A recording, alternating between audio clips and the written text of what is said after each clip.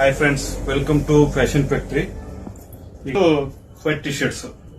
ಇದು ಪೂರಾ premium quality ಇದೆ, ಪೂರಾ ಬ್ರಾಂಡೆಡ್ ಇದೆ, ಪೂರಾ ಸ್ಟ್ರೆಚಬಲ್ ಇದೆ. ನೀವು ಸ್ಟ್ರಕ್ಚರ್ಸ್ ಇದೆ ನೋಡಬಹುದು ಹೇಗಿದೆ ಅಂತ. ಇದು ಪೂರ ಬಹಳ ಒಳ್ಳೆ ಸ್ಟ್ರಕ್ಚರ್ ಇದೆ, ಪೂರ ಸ್ಟ್ರಕ್ಚರ್ ಇದೆ.